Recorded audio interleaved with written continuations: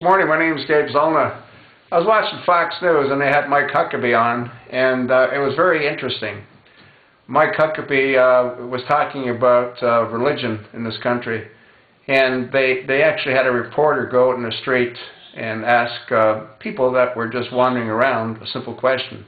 And the question that was asked was, do you know where Jesus was born? And some of the answers were unbelievable. One person said, Bethlehem. And then the reporter said, do you know where Bethlehem is? And the person looked and said, Pennsylvania. Now, whose fault is that? Whose fault is it that that person had no clue as to where Bethlehem is? Well, it's not necessarily his fault. His parents never ingrained any kind of religious knowledge into him. Otherwise, he wouldn't have, or she wouldn't have responded the way they did. And that's pretty much what Mike Huckabee said. You know, it's really sad because I believe that this country has lost its moral compass, and it's being steered into a very, very bad place. And it's being steered by a totally corrupt administration. I also believe that our Congress is corrupt. I don't believe that the Democrats could be doing what they're doing all by themselves. And I think what will eventually come to the surface is many of our long-term Republicans, some of them are like Senator McCain, rhinos. I think that they're only concerned about themselves. And that's really what the American people have done. What we've done is we've set up a class of individuals on a pedestal. And many of them have been there for decades. And none of them have any intentions of leaving, unless they're carried out, like I'm sure, which is what will happen to Dianne Feinstein and possibly Rhino McCain. You know, they keep running and running and running, and because they're so well entrenched, they keep getting reelected. You know, when you think about it, they all have these plush offices. I'm sure they're plush. I've never seen one, but I'm sure they're plush offices. They all have a staff. Most of them have multiple offices, and most of them have multiple staffs. And I'm sure that when they come into their offices, the people treat them like royalty. And that's exactly who they think they are. And you know what? To a certain degree they are, because they're the lawmakers. Speaking about lawmakers, wasn't it Pelosi that said that they're going to enact new laws so they can't continue to do insider trading? Wonder what happened to that. I guess that just sort of slid under the rug. What actually happened to it is what happens to everything in this administration. They just create a bigger nightmare to cover up the previous nightmare. You know?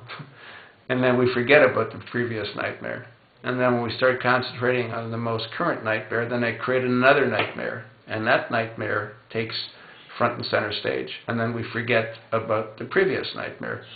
That's what's happened throughout this entire presidency of someone we know nothing about. I mean, we know absolutely nothing about Obama's past.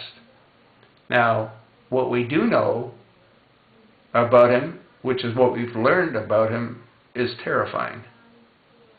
We know that he will work feverishly to protect the Muslims and the image of the Muslims. We know that he will continue to supply weapons to undermine any government in the Muslim world that does not adhere to Sharia law. Libya never did. Syria never did. Egypt never did. But guess what? They all will, and most of them are. Libya already is. Egypt already is. Syria will follow. Jordan will follow.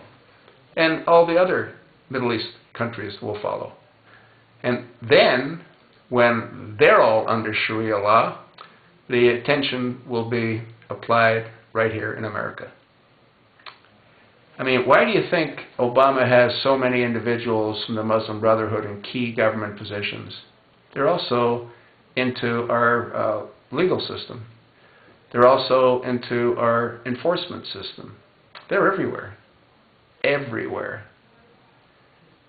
Matter of fact, they're even sharing, I don't know if that's true, I was going to say sharing beds with our Secretary of State. You know, Huma, I don't want to go there. But in either case, they're everywhere. And I think this country is headed for a real dark, bad place. And we're being taken there by this administration. And religion doesn't matter anymore. Christmas trees can't be called Christmas trees. They have to be called holiday trees. Most of the schools aren't allowed to talk about religion. They're not allowed to talk about God. Military funerals can't have the mention of God. I mean, this is insane. But it's part of the plan. The plan is to condition people away from their religious beliefs and steer them towards the Prophet Muhammad. That's where it's going, guys and gals. Good luck. We all need it.